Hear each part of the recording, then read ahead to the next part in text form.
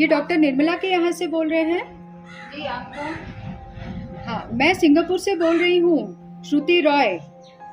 मैं डॉक्टर निर्मला की पुरानी मरीज हूँ और वो मुझे अच्छी तरह पहचानती हैं। उन्होंने मुझे जीवन दान दिया था। और अभी आपने क्यों फोन किया? मैं अगले महीने वापस भोपाल आ रही हूँ। मैं मैडम से मिलना भी चाहती हूँ और मेरी बहन भी प्रेग्नेंट है 3 महीने की। मैं उनको भी कंसल्ट करवाना चाहती हूँ मैडम से। अभी डॉक्टर निर्मला मरीज नहीं देखती हैं, आप किसी और डॉक्टर से कंसल्ट कर लीजिए। अरे ऐसा क्यों? क्यों, वो छुट्टी पे है क्या, या बीमार है, या काम के स्ट्रेस के वजह से डिप्रेशन में है? नहीं, वो हाँ बहुत ज्यादा वो टेंशन में थी और आप अभी दूसरे डॉक्टर को दिखा दीजिए।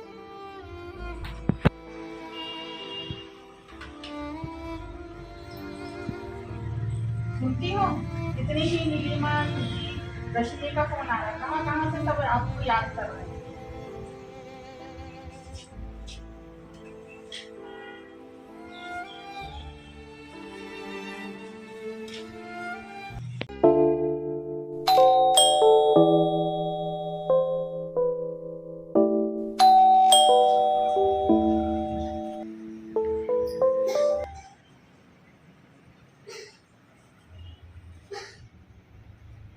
अरे आप आज जल्दी आ गए, शाम को कोई ऑपरेशन नहीं था क्या?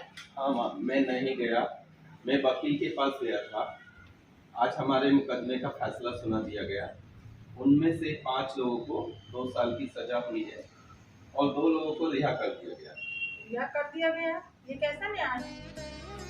उनमें से एक नाबालिग था और दूसरे के खिलाफ पुख्ता सबूत नहीं होने के कारण उसे छोड़ दिया गया। अगर जरूरत पड़ी तो हम फिर से अर्जी दे सकते हैं।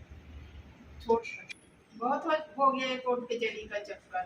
जिसके लिए खोया है वो वापस तो नहीं मिलेगा ना? 7 लोगों को मिलकर 4-5 लाख का जुर्माना भरना पड़ा। संगठन के वकील ने अच्छा मुकदमा लड़ा।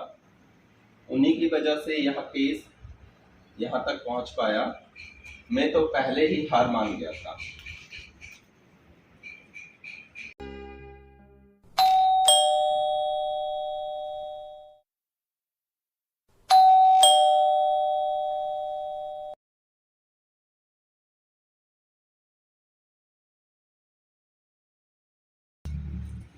Good evening sir. Good evening sister. Good evening aunty. Good evening. Nancy, लगता है आज घर का रास्ता भूल गई हो, बैठो ना। नहीं, ऐसा नहीं आंटी जी कि मैं घर का रास्ता भूल गई हूँ। अभी मैं माता हॉस्पिटल में ड्यूटी करती हूँ, वो भी डिलीवरी वार्ड में। बहुत थक जाती हूँ। बस पकड़ के जब घर आती हूँ तो बहुत थक जाती हूँ। करीब 60 किलोमीटर का रास्ता पड़ जाता है। घर में आने के बाद कुछ करने की हिम्मत ही नहीं बचती। जब मैं यहाँ थी तो सब पास था, तो मेरे पास बहुत टाइम बच जाता था। आज हमारे मुकदमे का फैसला सुना दिया गया। आपको पता चला सिस्टर? यस सर, इसीलिए मैं यहाँ आई हूँ। पर सर, उन लोगों को तो कुछ ज्यादा सजा हुई ही नहीं है, हमें लोगों को भुगतना पड़ा। अगले ही दिन मंत्री को देखा, उसे पार्टी से निलंबित कर दिया गया है। कुछ ही दिन पहले लोगों की भीड़ ने उसे मारा।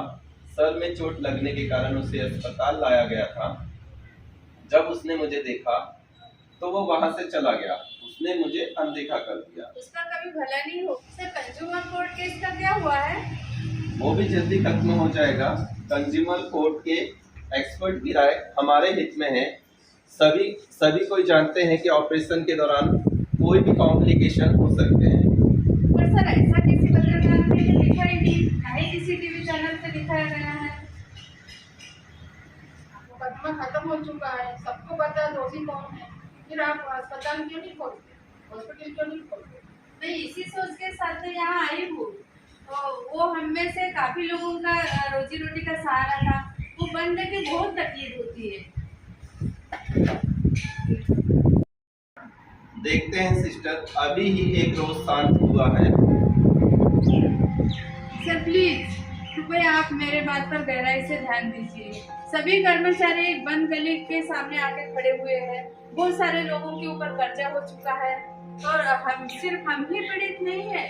सलीम चाचा की होटल बंद हो चुकी है, पूरी मेडिसिन की दुकानें बंद हो चुकी है, ऑटो स्टैंड वीरान हो चुके हैं। अब लोगों को समझ में आ चुका है कि हमने क्या खोया है। इससे काफी लोगों को सबक मिल चुका है सर। ऐसी घटना दोबारा नहीं होगी। देखेंगे सिस्टर, हम जरूर देखेंगे।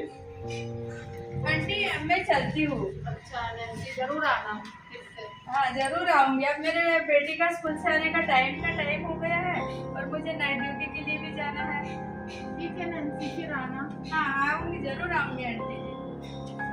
नमस्ते मैम। मैडम मैं आगे चाहती हूँ।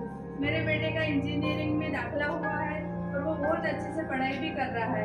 आपको हर समय याद करते रहता है। हम सब आपको बहुत मिस करते हैं ma'am. I miss you ma'am.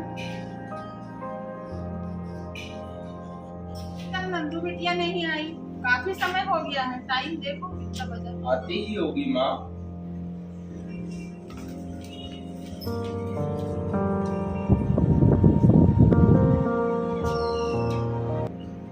दो साल हो चुके हैं, मुकदमा भी खत्म हो गया।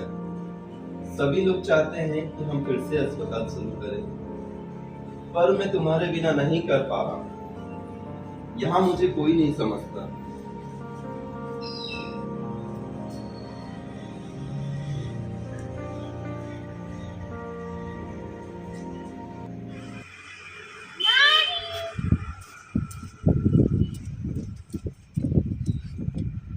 नानी देखो मैं क्या लाई हूँ। देखो मैं क्या लाई हूँ। बहुत सुंदर।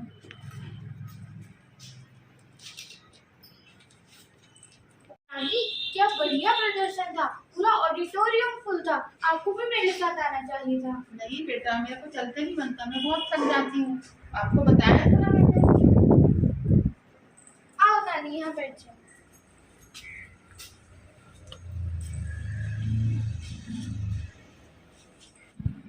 नानी देखो, नंदिनी रविंद्रन स्कूल टॉपर मुझे कितनी अच्छी पार्टी मिली है। मैं कितनी खुशनसीब हूँ। बहुत बढ़िया। तुम्हारी मम्मी भी स्कूल कॉलेज में टॉप आती थी। वो मेडिसिन में गोल्ड मेडलिस्ट थी। जो भी हो, मुझे पता है उन्हें भी इतना बड़ा कप कभी नहीं मिला होगा। अच्छा बाबा, मैं मानती हूँ ये घर में सबसे बड़ा कप है।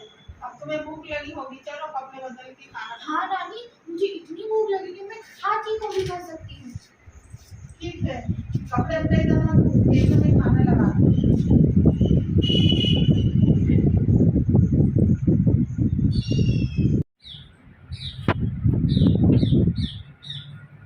मम्मी देखो, मैं ये आपके लिए लाई हूँ। जब ये मुझे मिल रहा था तब मैं टूट गई थी और मैंने आपको बहुत याद किया। Love you mummy.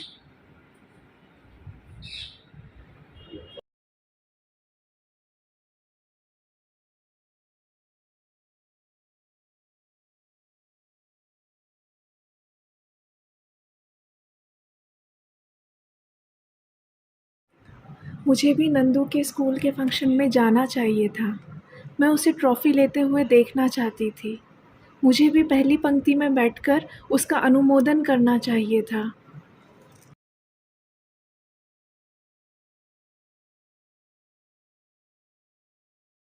यह मेरा सपना था कि जब वह कप लाए तो उसे कसकर गले लगा लूं, उसके माथे को चूमूं, लेकिन अब मैं ऐसा कुछ भी नहीं कर सकती।